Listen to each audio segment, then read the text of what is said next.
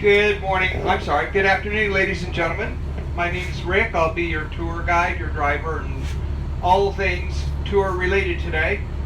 Thank you for joining Crazy Horse Memorial, spending some of your time with us today.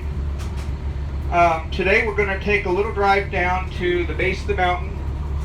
I'll tell you some stories along the way, give you some information about the carvings, we hope. Please excuse the little touchy brakes. This is a new bus that we just recently received, so hold on. This could be a fun ride. So, we here at Crazy Horse Memorial, our goal is to honor all North American Indians, their nature, the culture, and heritage. And to that end, we have 3 projects that are ongoing here at the memorial. The one that's most prominent is the one we're driving towards right now, Crazy Horse's carving. Crazy Horse was actually a dream by Henry Standing Bear in 1939 during the carving of Mount Rushmore. Chief Henry Standing Bear sent a letter to Korczak Joukowski, a noted sculptor of the time, and said, "We have heroes too, and we'd like to have one of our heroes memorialized in stone, like the 4 presidents of Mount Rushmore." Korczak eventually accepted that dream and made it his, and that's what you see developing in front of us today. Now, that little outline that you see is of the horse's head that Sitting Bull is sitting, or Crazy Horse is sitting on. I can only say Crazy Horse's horse so many times, so I'll call him his steed. That horse is going to be 219 feet tall. The whole carving will be 563 feet tall, 641 feet long, making it the largest mountain carving in the world today. That hole in the mountain that you see is not his armpit. That is actually a tunnel that the sculptor Korczak built in order to get heavy equipment from one side of the mountain to the next. It's 40 feet tall, 25 feet wide. So that kind of leads me to one kind of aspect that's interesting about this mountain carving. I always had an image that sculptors were somebody that worked in a little studio with a little hammer and chisel, right? Not here at Crazy Horse. We use bulldozers, and we use cranes, we use explosives, all kinds of boy toys.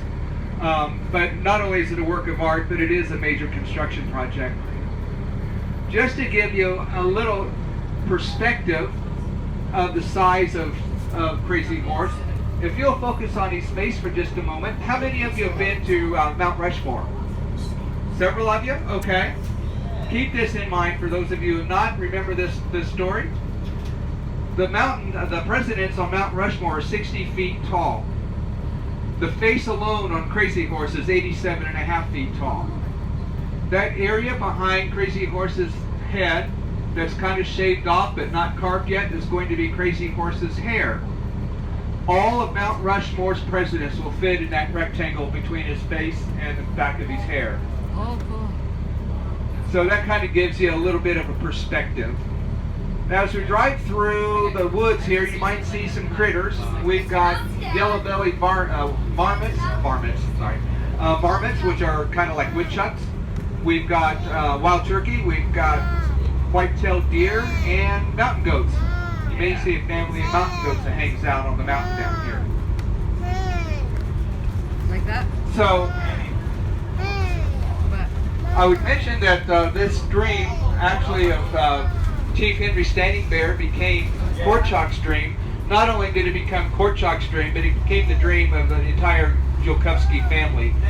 All 10 members of all 10 children and his wife worked on this mountain carving. In fact, 2 of the daughters still run the operation, Monique and Viga, as well as 2 of the grandchildren work on the mountain crew. So, as we kind of go around the mountainside here, just going to call your attention that big pile of rocks down at the bottom of the mountain. That obviously that's all rock that's been blown away from the mountain over the years. All those rocks have to disappear at some point in time. If you look at the scale model back at the Welcome Center, you'll see that it's supposed to be a reflecting pond at the base of the mountain when it's done. So all of that has to disappear. We do that by crushing the rock. A lot of it we're driving on right now. All the roads paved here in Crazy Horse is paved by rock that comes off of the mountain. We also incorporated into the architecture of the buildings here on the property. We have 1,000 acres here now. Are we gonna camera ready? And some of it we give away. We don't sell it at the gift shop out of respect to the Lakota. We'll never sell their land, but we will give it away. Those of you who have joined us are considered to have made a pilgrimage to Crazy Horse, and in so doing, you're entitled to take some of the rock home with you as a memento. So feel free to take any of the rock along the side of the road, or we have a rock box back at the visitor center that you can get a little larger rock if you want. And if you want any of those big boulders, if you got a bulldozer or something to pick them up with, I'm sure they'll be happy to let you have it. Really? How many of you saw the movie back at the visitor center before getting on? A couple of you? Well, those of you who have not been in the movie, I highly recommend it. This gives you a lot more history about the mountain and the Joukowsky family.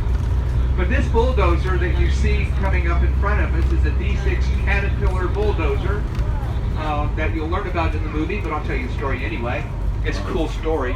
Look at One of the sons, Casimir, was driving this bulldozer one day, and he drove it off the side of the mountain.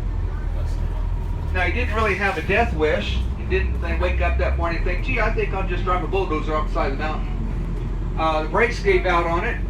He went down 70 feet, landing in probably the softest area of the mountain that he could have landed in. The bulldozer continued to the bottom of the mountain, and when they found it, it was sitting on its tread and the motor was still running. When Korchak realized that the bulldozer was undamaged and his son was undamaged, he just looked at his son and said, well, you got it down here, you get it out. Caterpillar was so impressed with that story, they came out and did an advertising campaign on it. Their tagline was, look, our equipment can fall off the side of a mountain and still run. What they didn't say in the commercial was that the brakes gave out on it, and that's why it went over the side of the mountain in the first place. This area here on our right is our rock crushing operation. This is where we change the rock from boulders into gravel and or other usable artifacts. We're going to kind of give this bus a moment to pull out of here. When we stop here, we're going to let you out. You can take some pictures. I'll answer any questions you might have. Hopefully you'll cooperate and ask the right questions that I know the answers to. But we will ask you to stay between the bus and this yellow rope on the right-hand side of the road. This is an active construction zone, and I would be in real trouble if I got one of you run over.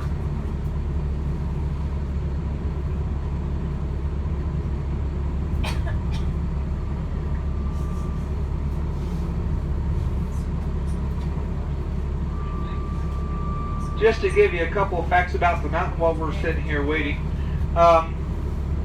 This mountain is made of the same granite that is done at Mount Rushmore. The Mount Rushmore granite is, and this one is pegmatite granite. But if you've been to Mount Rushmore, you'll notice that there's a difference in color. Mount Rushmore is gray, and this is red. The reason for that is because our mountain has a lot more iron in it than Mount Rushmore's. And over time, it'll turn red. In fact, if you look at this picture up in front of us, you'll notice that the fingers are pretty white right now. That's because it's just freshly cut. But over time, when it gets wet, the rust in that rock will oxidize and turn red like the rest of the mountain has. That's both good and bad. It's good because we're carving a Native American who has red skin, and it's appropriate that we have a red mountain. It's bad because it attracts lightning like a magnet. And anytime we have lightning within 15 miles of the property, we have to vacate. The mountain crew has to get off the mountain. We have to leave here, and we can't come back until 30 minutes after the last lightning strike.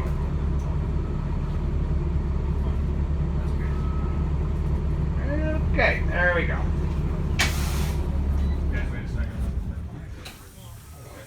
Watch your step on the way out. lleva el caballo.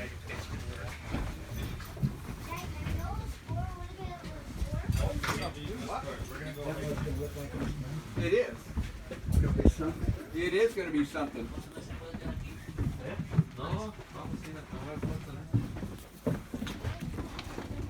Hey there.